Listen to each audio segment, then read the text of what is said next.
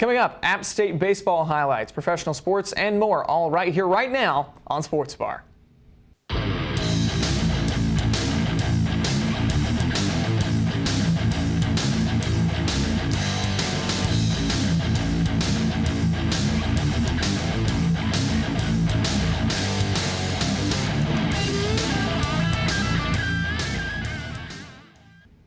Thank you for joining us tonight. I'm your host, Travis Stanley, alongside Braxton Critchard.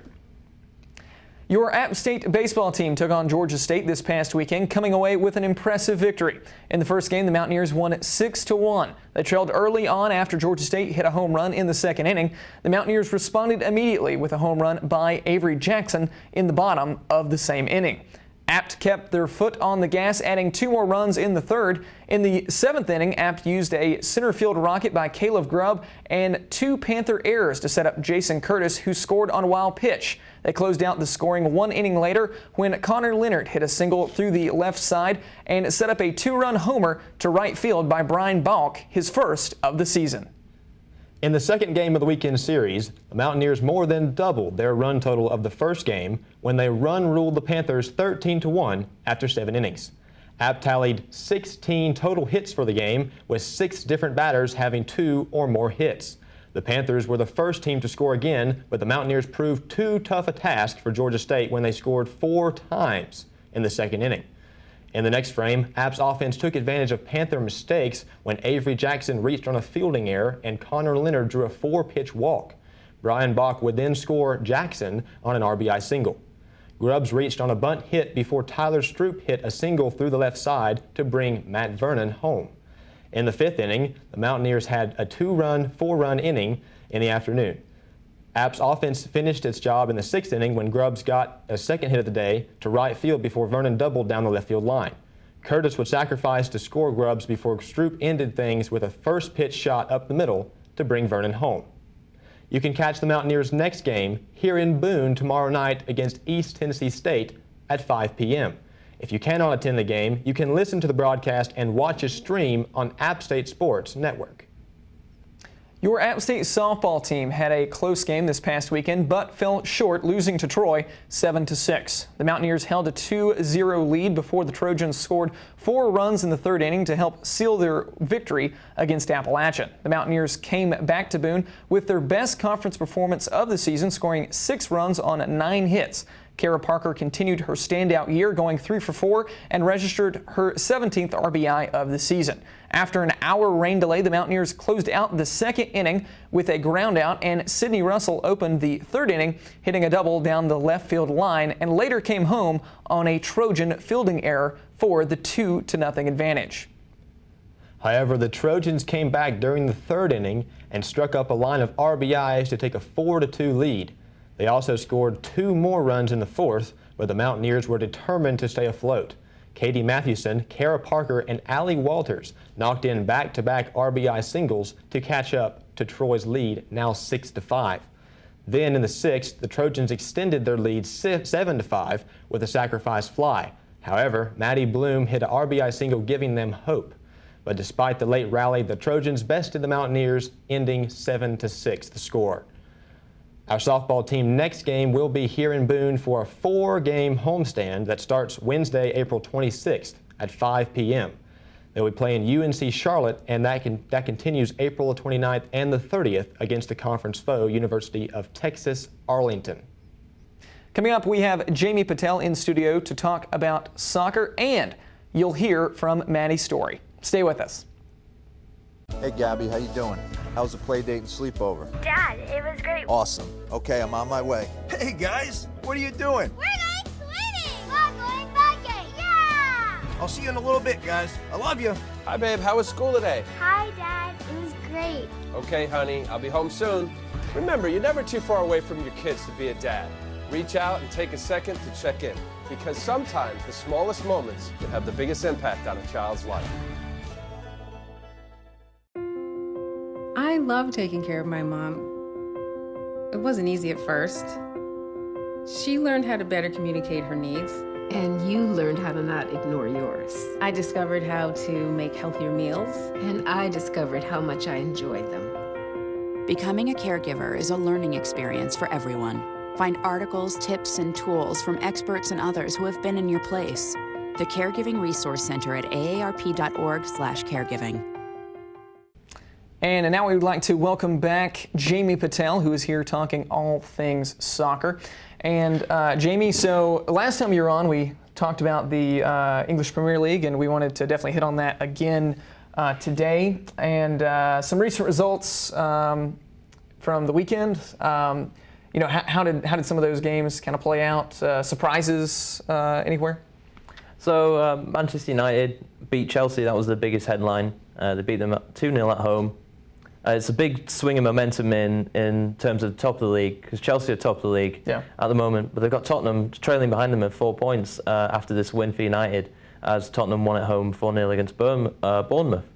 So for Chelsea, this is a bit of a knock, but I can still see them finishing out this season as champions. They've got that in their team with players like Pedro and Eden Hazard kind of leading the line for them, scoring loads of goals, even though they were really poor against Man United. Their performance was terrible, and Eden Hazard was put in the pocket of Ander Herrera, who did a good job. And not only was it a poor performance from Chelsea, it was a great performance from Man United. And talking about Chelsea and also Tottenham has, I believe it's a 6-goal lead over anyone else in the table as far as goal differential. But they're sitting right now, like you said, in second place. And the season, I believe the last match day of the year, I believe, is May the 18th. So between now and May the 18th for, say, Tottenham, you know, it definitely sounds like they have the right thing going for them. But is there any key thing that stands out to you that would make sure that needed to happen for them to you know, pass up Chelsea? I mean, obviously Chelsea losing helps, but individually, what do you think you'd see out of their squad? Well, Spurs are on a winning streak at the moment, and the theme this season is that they've been scoring loads of goals and keeping loads of them out. That's why they have the best goal differential. But if you look at teams like Liverpool, who are right below Tottenham in third, they're the highest scorers in the league. But they're not going to, you know, go and challenge for the title because they can't keep the goals from going into the back of their own net. So, in terms of what Tottenham can do till the end of the season, just keep pushing what they've been doing, winning out games, trying to, you know, kill the game, win 3-0, and then, you know, not concede any. They've been winning a lot of these games 3-4-0. So defensively, just carry on with what they've been doing, and they can hopefully catch Chelsea, make it more of an interesting title race, because Chelsea were running away with it at one point. But just carry on what they're doing. Harry Kane's getting the goals, Dele Alli's getting the goals. Just, you know, keep the players fit. Rest players when you need to against, you know, lesser opposition, but definitely win the bigger games. They only have to play 4 more matches till the end of the season, so hopefully they can close it out and give Chelsea a run for the money. And one question about the teams kind of hovering around relegation. Of that group, who you know, you think will survive there? So you have Hull City, Swansea, you know. Of that group, who do you think definitely make sure that they stay on the right side of the table there? And then also potentially, if anyone in the middle part of the table, I know that, you know, this season isn't over, and it's hard to know with like transfers and stuff. But is there anyone kind of in that middle pack that you think actually might be able to contend, you know, like next season, or at least for like the upper half of the league? Well, I think Arsenal been really poor this season. Arsene Wenger's had a lot of criticism from fans, the media in general, just kind of giving him a lot of stick. He's been there for quite a long time now, and they haven't really performed in recent time. They've won a few FA Cups, but apart from that, and they will be in the FA Cup final this season, but apart from that domestic cup, they haven't really challenged for the title. They go out in the Champions League fairly early every season, as they did this season abysmally against Bayern Munich. I think the aggregate score was around 10 No 10 shame goals in losing to Bayern Munich, but the goal differential there, come on. Yeah, they got to be a lot better defensively. But in terms of relegation, I think Sunderland are pretty much bound for the Championship at this point. Just conceded way too many goals and then not scored enough. And Middlesbrough have a very similar problem. They just can't score. Defensively, they're not a terrible team, but in terms of scoring goals, they just can't do it. And it's quite confusing how they haven't, considering they have former Manchester City striker who was prolific in La Liga when he went from Manchester City to Valencia, Alvaro Negredo. Fantastic player, but they just couldn't get enough goals out of him. And the rest of the team have to perform as well, and they haven't seemed to get any goals from any of the other players. So I think they're destined to stay in the relegation zone until the end of the season. It gets interesting beyond there because Swansea and Hull have been performing, and Burnley have dropped quite a bit. So Burnley don't quite have the firepower that maybe Hull or Swansea have, and at the beginning of the season, Hull didn't have enough firepower themselves, but they've seemed to turn it around. So it'll be interesting to see who comes out of that relegation spot and who replaces if there's some swapping there. Yeah. But I destine Swansea to go down. I just don't think they're going to pull it quite off this season. And yeah, that's my bottom three. Well, like you said, the season, coming to an end, but obviously, definitely a lot of shifting there still to be done, and we'll see how the season turns out. Maddie Story, a rising senior for the App State women's basketball team, is coming off her best season as a Mountaineer. But in an interview over the weekend, she said that she and the other returning players want to take the next step. Here is a look at Maddie and Braxton's conversation that they had about her, the team, and even LeBron James.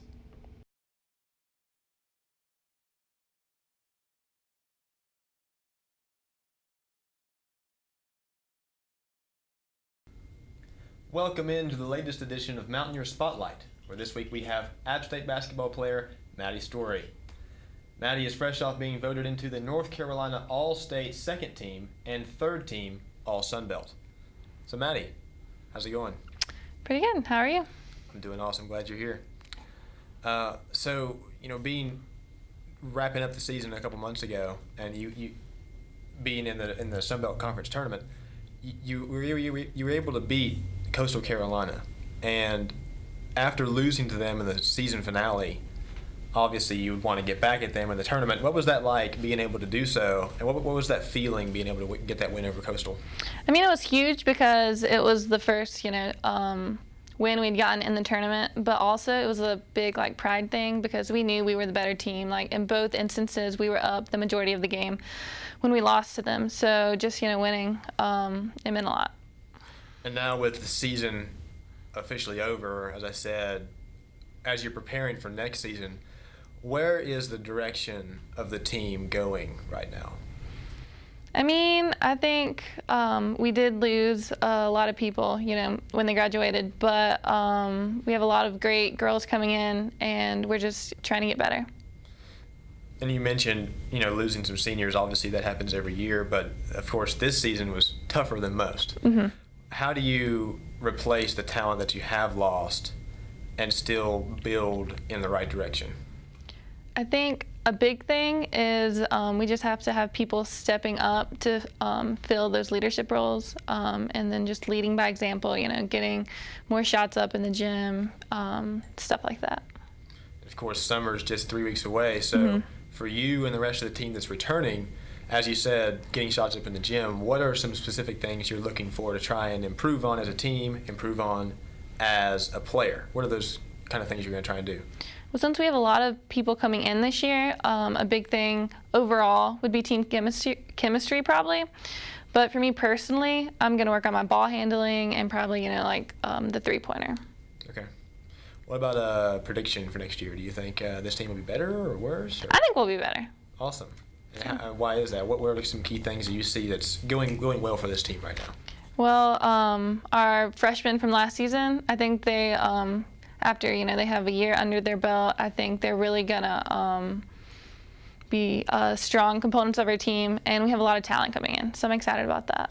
That's interesting because that's one of the things I've always noticed for college freshmen. That first year, whether or not they play good or not in their freshman season, it's that summer between your freshman and sophomore season that you really see some improvement because you understand how to manage schoolwork, playing time. For you, after already experiencing that, how does that, really affect players from their freshman to sophomore season? Well, you have to think being a freshman at the college level is completely different than high school. Often, all these women on the team, they were in high school, like, you know, they were #1, easily the best out of like all of their teammates or like their conference. And so just coming to a new environment, a much more fast-paced team style of play, and then all the distractions of, you know, college and getting your schoolwork done and our travel. So once you adjust, it's a lot easier.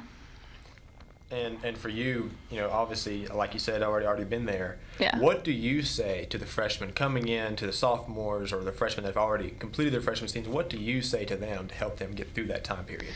I mean, you have to, you know, relate to them. Like, you know, like I get it. It's hard. It's tough. But I've been there, and it gets better. And just, you know, like how my performance improved. I know your performance is going to improve. You know, just stay with it and put in the work. All right. Well, we will certainly look forward to this Mountaineers season as we come into the 2017-2018 year and see how you guys improve. And we're going to jump into a new segment of this interview. I like to call it Rapid Fire. I'm going to ask you a bunch of quick questions, and you can kind of give me quick answers or long answers, whatever you feel the case may need to be. Okay. But we'll start off with this. What is your favorite movie? Step Brothers. Step Brothers. Yeah. How about favorite actor? Is it in Step Brothers or is it somewhere else? Well, I like, Jennifer Aniston, probably. Okay.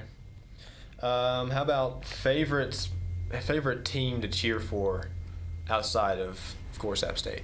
Probably the Cavs. Just, you know, they have LeBron on the team, so it's hard to not pull for LeBron. You a big Cleveland girl? You from the area? No, I'm actually from North Carolina, but I just like LeBron. You just like LeBron? Yeah. I mean, you can't take it away from him. I'm a big LeBron guy, too. Oh, yeah, so for sure. I mean, the guy is what he is. You saw what he did last night. Exactly. He's King James. Was it 41 points and 13 rebounds? It was ridiculous. 12 assists or something. Yeah, so he is what he is. But how about music? What's your favorite genre of music you like to listen to? I don't really have a favorite. I think it all depends on my mood or like the time of the seasons, I would guess. So right now I'm really feeling country. So. How about favorite song? Does that change with the seasons too? Yeah, I mean, like, it all depends. Like, I like all of them. Right now, Flatliner would probably be mine. Do you have a favorite artist? Because that may not change. Not really. I mean, I like a lot of artists. Just a certain genre. I mean, like, I like Eric Church, but I also like Future and like Miley Cyrus. So I mean, it's like all over the place. Yeah. So you have a very broad spectrum of what kind of music you listen to. Exactly. Okay, awesome. Let's switch gears a little bit. How about like beverages? You like Pepsi or Coke? Coke, for sure. Nike or Adidas? I know Nike is, of course, supporting App State, but do you like Nike or Adidas? Nike. Okay. And how about some pronunciation things for you? Tomato or tomato? Tomato. Potato or potato? Potato. Who says potato? We actually had a recruit from Australia, and she said tomato and potato, so. But I guess it's something either from the northern part of the country or, I guess, Australia or somewhere else, not the U.S. Yeah, for sure. I've never heard someone say tomato or potato, but it's one of those terms people always bring up, right? Yeah. How about, so you like the Cavs, you like, of course, basketball. What's your favorite sport to play outside of basketball? Probably volleyball.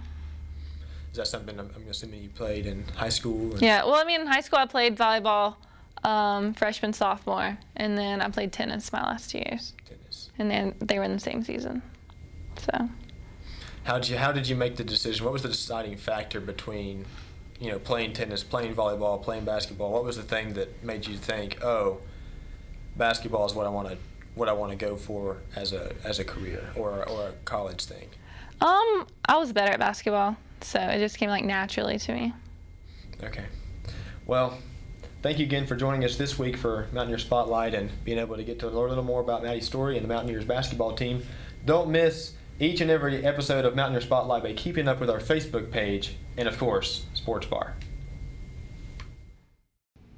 That will do it for this week's episode of Sports Bar, but thank you again for joining us. Always be sure to keep up with our social media pages for up-to-date news on all things sports. We will see you next week, same time, same place for our last episode of the semester. I would like to give a special thanks to our producer, Carlin Brock. While we will not be joining you next week, Carlin will be unable to be in the studio. This is her last production before graduation, so from myself and Travis Stanley, thank you so much for joining us, and of course, thank you to Carlin for all that you've done. Good night.